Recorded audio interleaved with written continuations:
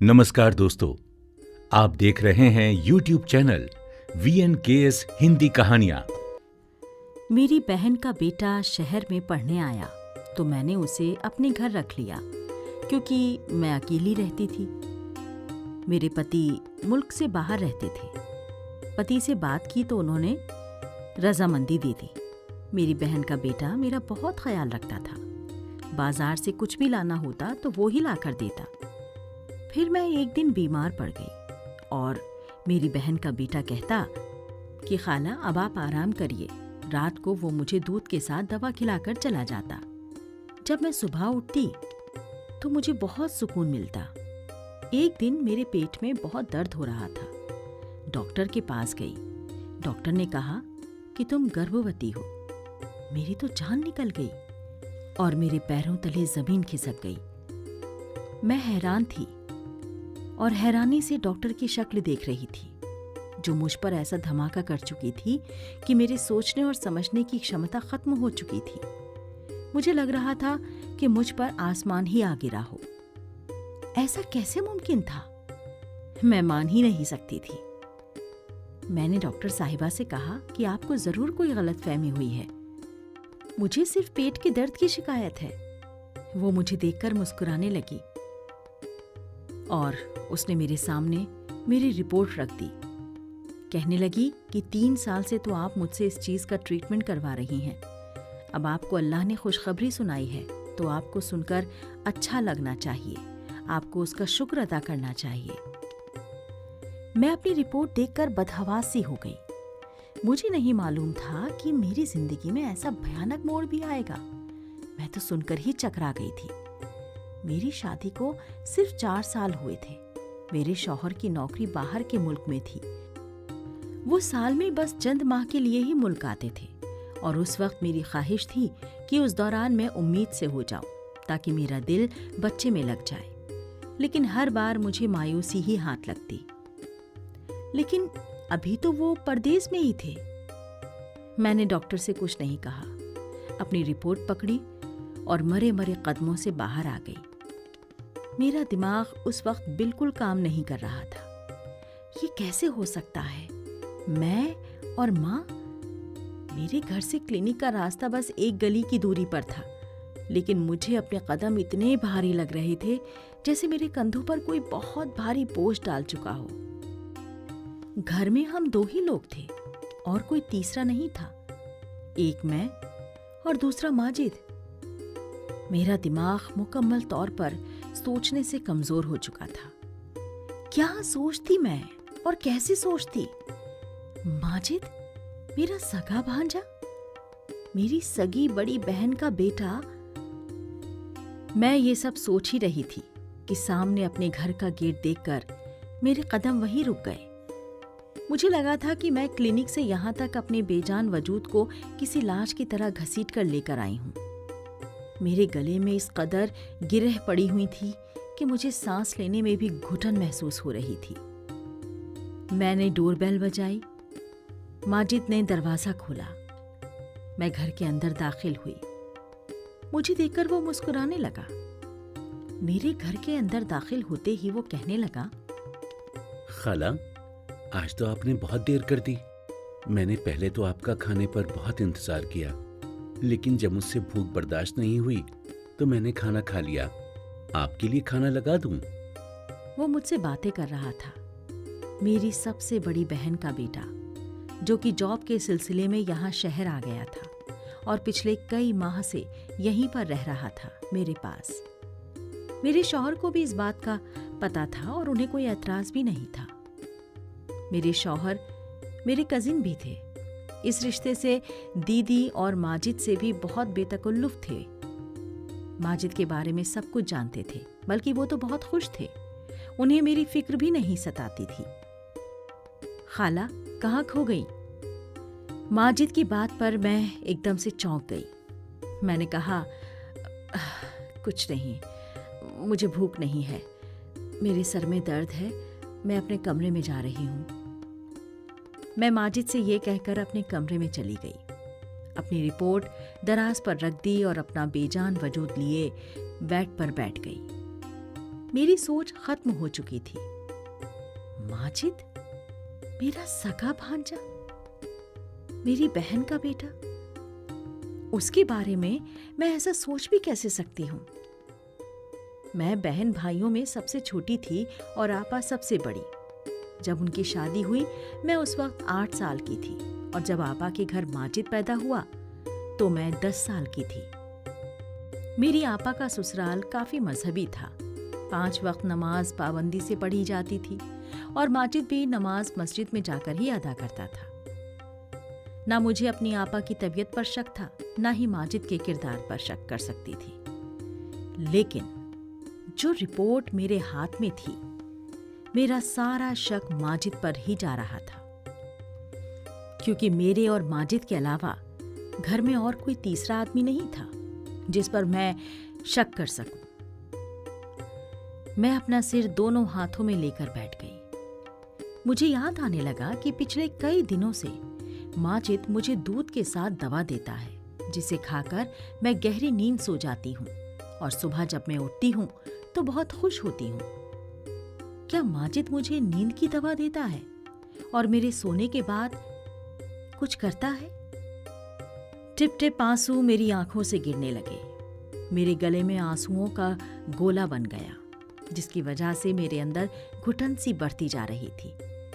क्या सगे रिश्ते इतने नापायदार हो चुके हैं कि हवस के आगे कुछ भी नजर नहीं आता? मैं उसकी खाला हूं, यानी कि उसकी माँ की बहन, मतलब एक तरह से माँ ही हुई ना। वो मेरा खास है, मेरा उससे पर्दा भी नहीं है। जैसे जैसे वो मेरे बारे में ऐसे सोच सकता है, कैसे उसका दिल इस गुनाह के लिए मान सकता है? मैं बहुत रो रही थी। इसका अंदाजा शायद कोई लगा ही नहीं सकता था जो मैं उस वक्त सह रही थी। एक नाकाबिले बर्दाश्त सी हालत थी मेरी। मुझे याद आने लगा कि जब वो बचपन में आपा के साथ होता था तो मेरी गोद में आ जाता था। अपनी तोतली जबान से मुझे खाला के बजाय ताला ताला कहता था। मैं सबसे छोटी थी और वो आपा का सबसे बड़ा बेटा, इसलिए मायके में उसका सबसे ज्यादा वक्त मेरे साथ ही गुजरता था। तब मेरी शादी होने वाली थी। तब तो वो नया नया कॉलेज में गया था। मुझे मजहर के नाम से भी बहुत छेड़ा करता था। कहता था, खाला, आप तो इतनी खूबसूरत और हसीन हैं, लेकिन वो तो इतने मोटे ताजे और लंबे गबरू जवान हैं। और खाला, ऊपर से बहुत गुस्से वाले भी हैं। खाला, मजहर अंकल आप पर बिल्कुल भी सूट नहीं करते। आपके लिए तो मुझ जैसा कोई हैंडसम स्मार्ट लड़का अच्छा लगेगा। हर वक्त वो मुझे मजहर के हवाले से छेड़ता रहता, हंसता रहता, मजाक करता रहता। मैं उसे बस घूरती रहती थी। मेरी और उसके अंडरस्टैंडिंग भी बहुत अच्छी थी। जब वो यहाँ आया था, मुझसे देर रात तक बातें किया करता था, हंसता था, मजाक करता था। अब भी यही कहता, खाला, मुझे लगता है कि मजहर अंकल ने बाहर किसी गोरी मैम से शादी कर ली है, तभी तो वो वापस आने का नाम नहीं लेते। जब मैं उसे गुस्से से घूरती तो वो हंसने लगता। उसे देखकर कभी मुझे ऐसा नहीं लगा था कि वो मेरे साथ ऐसी घटिया हरकत करेगा। मैं इन्हीं सोचों में गुम थी। तभी माजिद मेरे दरवाजे पर दस्तक देकर अंदर आ गया। अब भी उसके हाथ में दूध का गिलास था और दवा भी थी। वो बड़े नॉर्मल अंदाज में मेरे सामने बैठ गया, लेकिन उसके बेड पर बैठते ही मैं खौफ से पीछे हट गई, जैसे न जाने वो अब क्या कर देगा। और ये जाहिर सी बात थी, जो कुछ भी डॉक्टर से सुनकर मैं आ रही थी, मेरी जगह कोई भी होता तो उस वक्त वो ऐसे ही खौफ खाता। मैं अकेली उस वक्त माजिद के साथ उस घर में मौजूद थी। वो मुझे यूं डरा हुआ सा देखकर हैरान हो गया। क्या बात है खाला, आप इतनी परेशान और घबराई हुई सी क्यों लग रही हैं?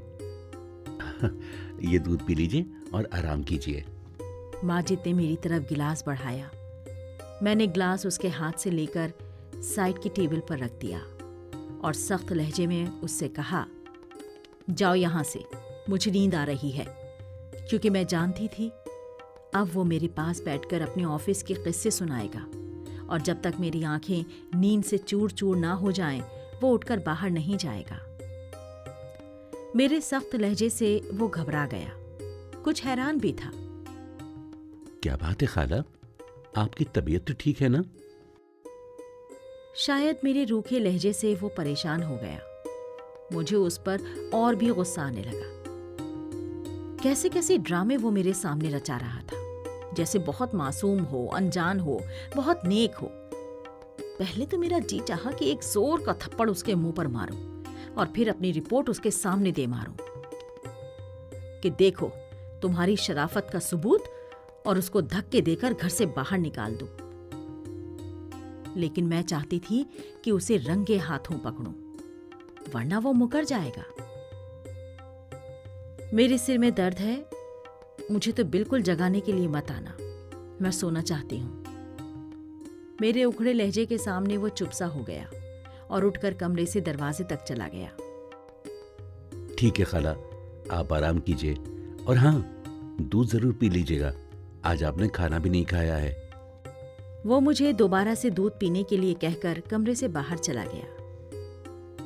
मैं वही तो जानना चाहती थी कि दूध और दवा खिलाकर ये कौन सा घिनौना खेल खेल रहा है मेरे साथ। मैंने वो दूध का गिलास लिया और खिड़की से बाहर फेंक दिया, जो बाहर गली की तरफ खुलती थी, और मेडिसिन भी दराज में रखकर लाइट बंद करके कमरे में सो गई।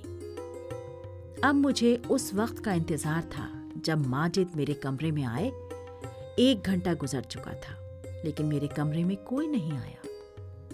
उसका इंतजार कर कर के मैं तंग आ चुकी थी और मुझे नींद भी आने लगी थी, इसलिए सोचा कि खुद ही देख कर आऊं कि वो क्या कर रहा है। मैं उठकर अपने कमरे से बाहर निकली तो आंगन भी खाली सा था। सामने का कमरा माजिद का था। मैंने धीरे से जब उसके कमरे का दरवाजा खोला तो मेरे होश ही उड़ गए। वो तो मैंने उसके कमरे का दरवाजा धीरे से बंद कर दिया और दबे पांव अपने कमरे में आ गई। मेरे जहन में वो वाकयात गुजरने लगे जब आपा का मुझे पहली बार फोन आया था। कहने लगी, माजिद शहर में नौकरी करना चाहता है, लेकिन तुम तो जानती हो कि मैं इस हक में नहीं कि उसे हॉस्टल में रहने की इजाजत दूं। कई किस्म के नौजवान होते हैं, मेरा माजिद सीधा साधा है, कहीं गलत लोगों में ना फंस जाए, सिगरेट और दूसरे नशे का आदी ना हो जाए। तुम तो जानती हो कि हमने कैसे उसकी देखभाल की है। मेरा बच्चा तहज्जुद गुजार है, लेकिन जहां लड़के रहते हों वहां 100 बुराइयां भी तो होती हैं। इसलिए अगर तुम उसे अपने घर में रख लो तो मुझे इत्मीनान रहेगा। उस वक्त तो मैंने बड़ी ही फराख दिली दिखाते हुए हामी भर ली थी कि माजिद मेरा भांजा ही नहीं, बेटा भी है। जाहिर है वो मेरा सगा भांजा था और भांजे और बेटे में कोई ज्यादा फर्क नहीं होता। मेरा सिर दर्द से फटने लगा। मेरा भांजा उस वक्त अपने कमरे में बैठा सिगरेट पी रहा था। मेरी तरफ उसकी पीठ थी, इसलिए वो इस बात से अनजान था कि मैंने उसे सिगरेट पीते हुए देख लिया है। मेरी आपा दिल की मरीज है। अगर वो सच जानती कि माजिद ने मेरे साथ क्या किया है तो शायद सुनते ही मर जाती। लेकिन मैं सोच सकती थी कि माजिद को सुबह ही कह दूंगी कि वो अपने रहने का इंतजाम कहीं और कर ले। मैं उसे अपने घर पर नहीं रख सकती। मैंने अपना कमरा लॉक किया और सो गई। सुबह मेरा दरवाजा बड़ी जोर से धड़धड़ाया। मैं उठी और दरवाजा खोला। जब मैंने दरवाजा खोला तो सामने देखा माजिद मुझे बहुत गुस्से से देख रहा था। दरवाजा क्यों लॉक किया था आपने खाला? उसका मुझ पर रौब जमाकर पूछना तो मुझे दबा के रख दे रहा था।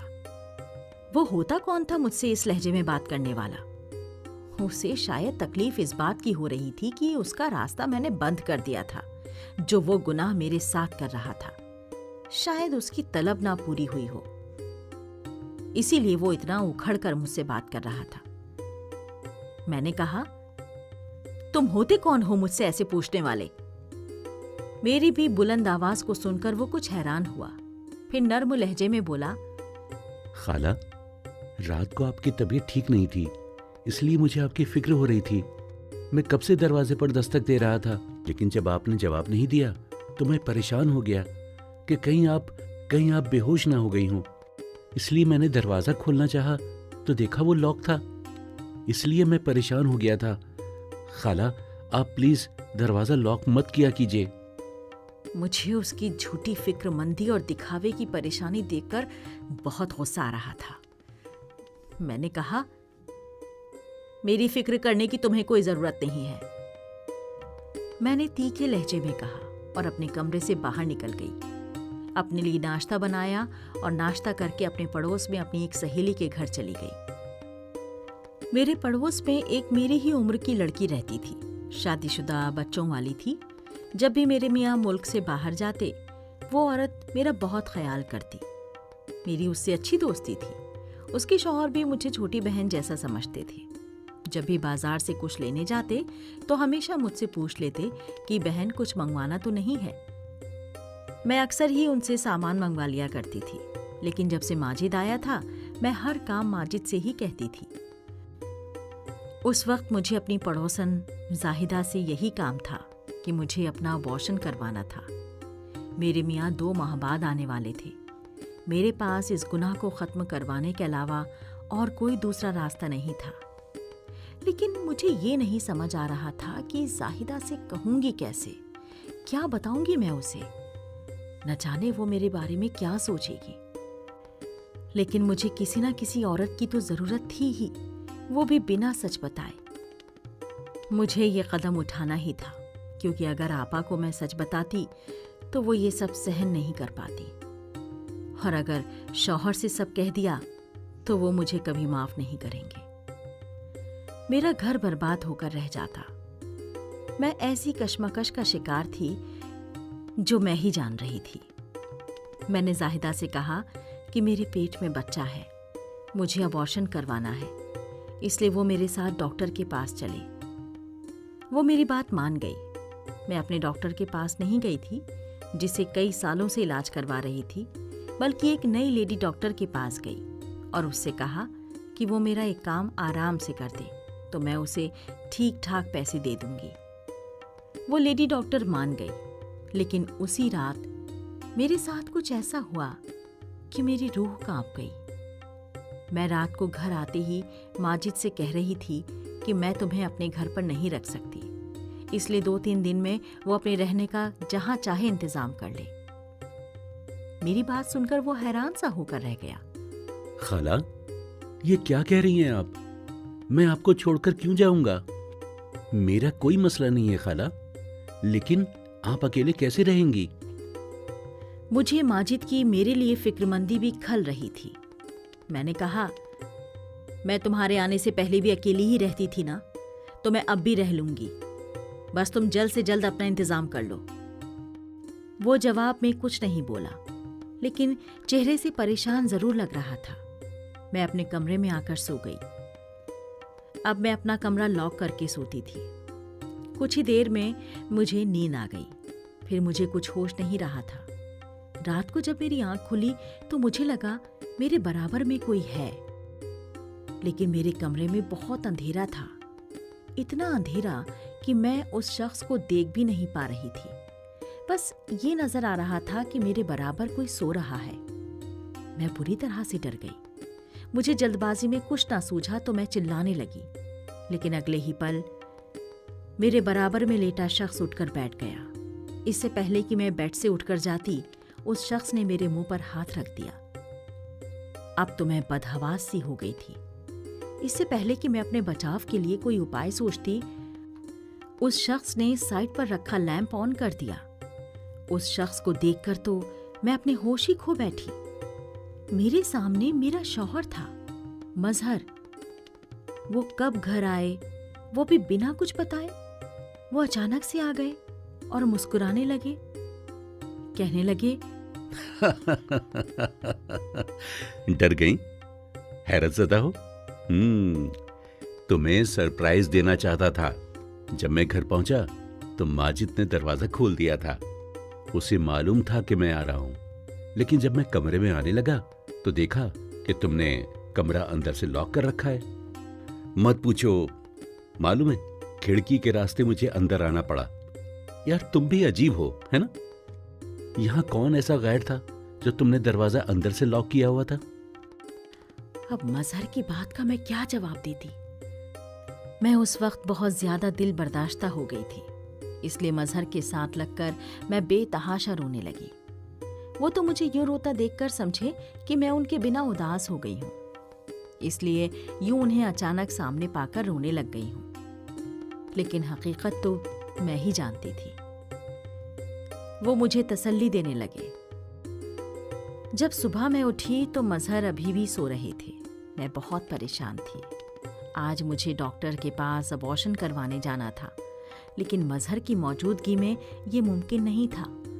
अब मैं ये सोचकर परेशान थी कि मजहर से क्या बहाना बनाऊंगी, कैसे बात छुपाऊंगी। मैं परेशान सी बाहर लाउंज में बैठी थी। तभी माजिद किचन से निकला। वो अपने लिए नाश्ता बना के टेबल पर रख रहा था और मुझे देखकर मुस्कुराकर कहने लगा, खाला, कैसा लगा आपको अंकल का सरप्राइज? मैंने उसे नफरत से देखा और कहा, किस कदर ढीठ और ड्रामेबाज इंसान हो तुम। ऐसी मासूमियत से भरी अदाकारी कैसे कर लेते हो? शर्म नहीं आती तुम्हें? एक तरफ खाला कहते हो और दूसरी तरफ। मैं ये सब सह सह कर थक चुकी हूँ, इसलिए बिना लिहाज के मुंह पे जो भी आया उसे कहना शुरू कर दिया। और वो ऐसा ढीठ था कि अभी मुझे हैरत से देख रहा था। कहने लगा, खाला, ये क्या कह रही हैं आप? मुझे आपकी बात समझ में नहीं आ रही है। मैंने ऐसा भी क्या कर दिया जो आप मुझसे इस तरह से बात कर रही हैं? माजिद की बात पर मैंने उसे ताज्जुब से देखा और अपने कमरे में चली गई। मजहर अभी भी सो रहे थे।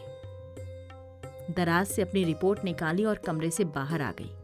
माजिद अब टेबल के पास खड़ा था।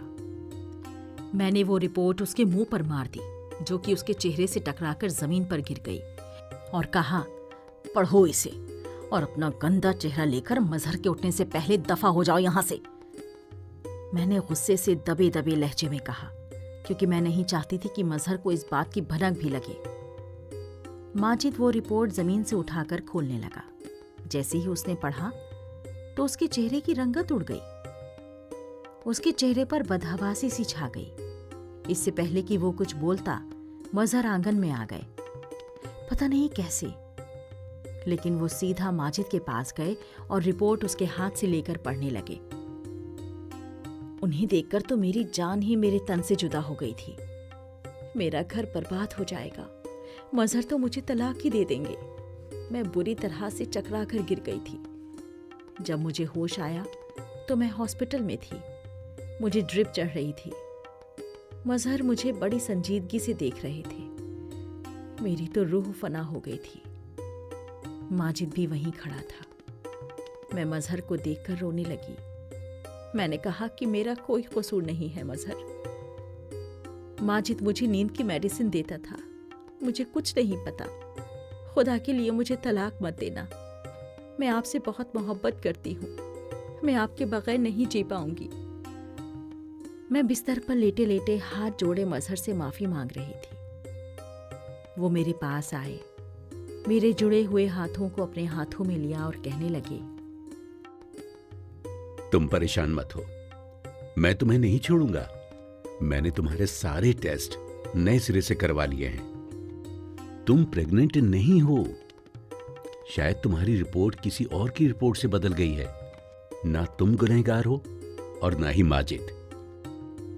तुम उसके किरदार पर शक मत करो। ये सिर्फ एक रिपोर्ट की वजह से हुआ है। सारी गलतफहमी हुई है तुम्हें।